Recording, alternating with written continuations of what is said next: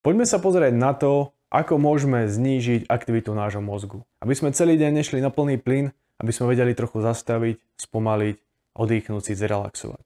Lebo ak dlhodobo ideš na plný plyn a tvoj mozog nedokáže spomaliť, ani v noci, keď nemôžeš spať a neustále premýšľaš nad svojimi problémami, starosťami, ťažkosťami a obávaš sa z toho, čo príde, čo bude a čo sa stane. Toto bol aj môj problém.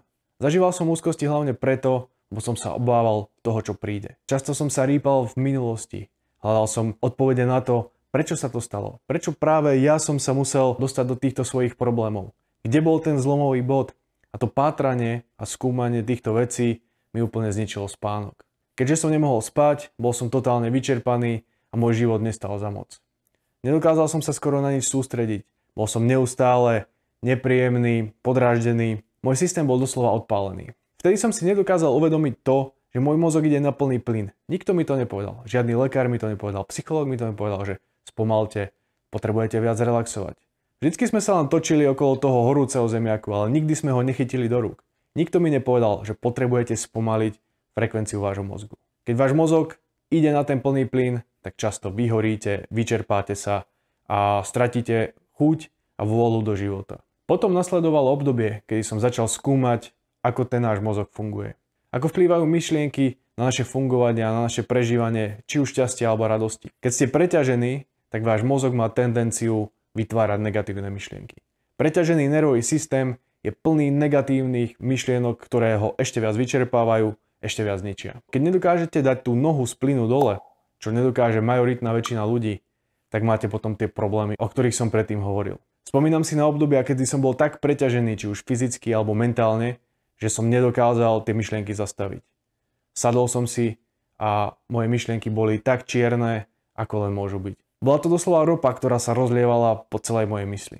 Nedokázal som tú ropu odstrániť. Rovnako ako ropné škvrny sa veľmi ťažko odstraňujú z vody, tak aj tieto škvrny týchto čiernych myšlienok idú veľmi ťažko z mysle preč. Vtedy som netušil, čo mám robiť. Čo mám robiť, aby som si trochu pomohol? Ako si tú myseľ vyčistiť? Začal som sa snažiť premýšľať pozitívne, hľadať tam nejaké pozitívne myšlienky, sústrediť sa na to. To moc nepomáhalo. Nepomáhalo to preto, lebo tam niečo chýbalo. Chýbala tam nejaká taká zásadná vec, ktorá by mi pomohla dostať sa z tých negatívnych myšlienok. Lebo len obyčajná pozitívna vec, ako je, že dnes je vonku pekne, vám nepomôže vyriešiť vaše negatívne myšlienky. Alebo sa ich zbaviť. Často potrebujete niečo silnejšie. Potrebujete do toho zapojiť určitú emóciu, určitý silný pocit alebo zážitok, ktorý vám pomôže sa odpútať z tých negatívnych myšlienok a dostať sa do tej situácie, ktoré vám bolo dobre, ktoré ste sa cítili dobre a zažívali ste tam príjemné pocity. Keď som si vytvoril určitý zoznam takýchto zážitkov alebo takých silných prežitkov, ktoré som mohol využiť na uľahčenie si od svojich problémov a ťažkostí, tak som sa postupne začal cítiť lepšie. Občas sa mi podarilo narušiť ten negatívny myšlienkový vzorec a dostať sa do toho premýšľania o tých skvelých veciach, o tých zážitkoch, ktorými som si prešiel a obdobiach, v ktorých mi bolo dobre. Bola to určitá cesta, ako som sa dostával z tých negatívnych myšlienok. Lebo keď ste v plnej záťaži, snažíte sa všetko vyriešiť, všetko neustále analyzujete, tak spadnete do kruhu negatívnych myšlienok, ktorého sa pomerne ťažko dostáva. Jednou z techník môže byť, že si vytvoríte určitú predstavu alebo určitý zážitok, ktorý vám pomôže sa premiestniť. Ako keby ste sa premiestnili z toho ťažkého obdobia do obdobia, kedy vám bolo dobre. Lebo nikto, kto trpí rôznym spektrom problémov, ich nemá celý život.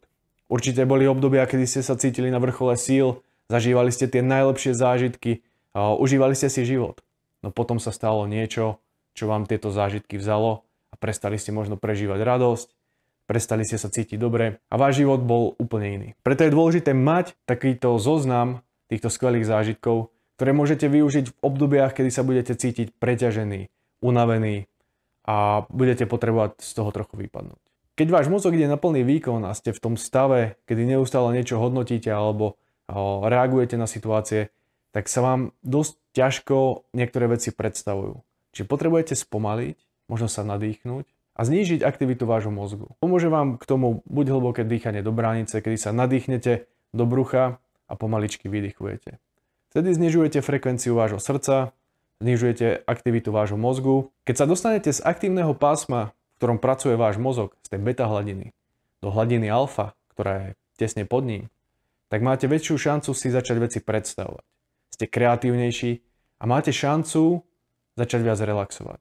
Vo stave alfa ste v určitom relaxačnom pásme a dokážete si rôzne veci predstaviť, dokážete sa lepšie do tých zážitkov dostať. A to je cesta, ako môžete znižovať aktivitu vášho mozgu a tým prerušiť tok negatívnych myšlienok a začať si tú hlavu čistiť.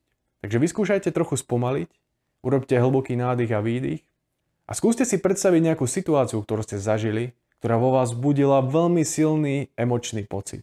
Ak sa vám toto video páčilo, dajte mu like a môjmu kanálu odber a vidíme sa na budúce.